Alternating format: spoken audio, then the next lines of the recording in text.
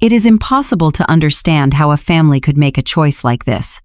Imagine sleeping outside in the freezing rain, shivering and cold, while just a few feet away, the family's other dog is curled up on a rug inside a warm, cozy home. That was the unfair reality for Socorro.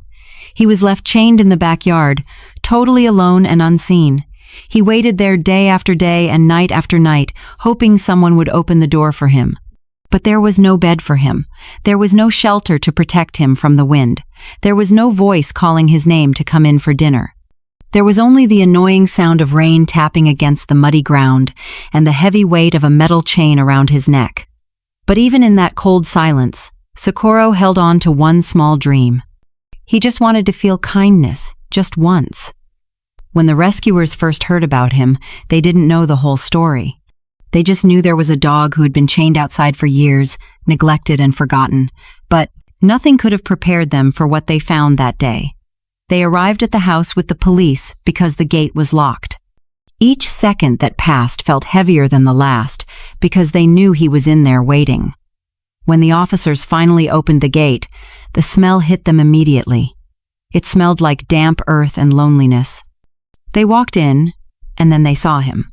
He was a small dog, thin and trembling, curled up in the farthest corner of the yard trying to disappear. His fur was matted and dirty, and his paws were sunk deep into the cold mud. You might expect a dog treated this way to be angry, but the moment he heard their voices, something incredible happened. His tail wagged. It moved just once, but it was enough to whisper, "You came for me." The rescuer knelt down in the mud and placed a bowl of food and water beside him. Slowly, he stumbled forward. He sniffed the air once and began to eat. He was careful at first, but then he started eating desperately, as if he knew this was his only chance at survival. You could see his ribs moving with every breath he took, but his spirit was still there. Then, as he lifted his head to look up, the rescuer noticed something different. His eyes were cloudy and unfocused. Socorro wasn't just neglected, he was completely blind. It made everyone's heart ache instantly. How long had he stood in the rain in the dark? He never truly saw the world around him. He only felt the cold. How could anyone turn away from a soul so gentle? The rescuer slipped their arms beneath his frail body and lifted him gently. He didn't resist at all. He just let out a sigh, as if he was saying, "Please take me away." In the car, they laid him on a soft, dry blanket. He didn't sleep, and he didn't move much. He just kept eating the small bits of food they offered him, almost like he was afraid this kindness might disappear if he stopped. The entire drive, the rescuer whispered to him, "You are safe now, Socorro. You are going to be okay."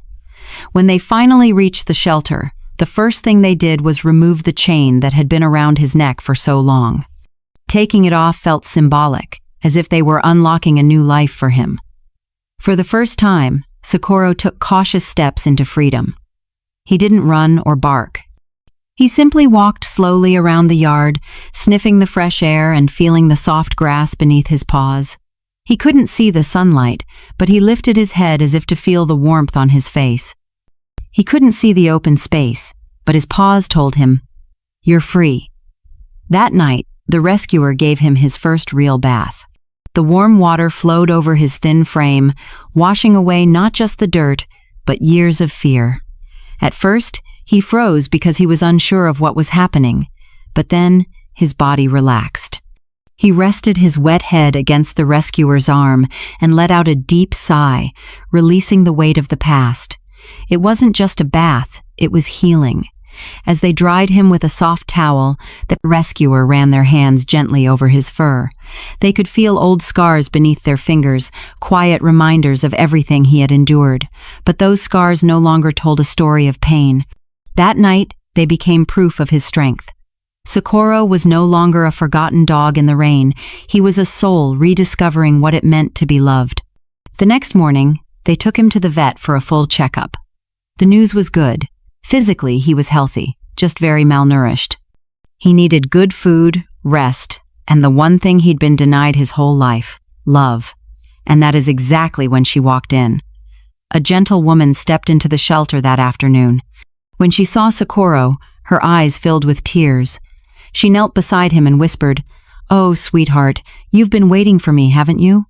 Socorro tilted his head. He took one step toward her, then another, and then he leaned right into her hand. He couldn't see her face, but he felt her heart. For a blind, weary dog, that was all that mattered.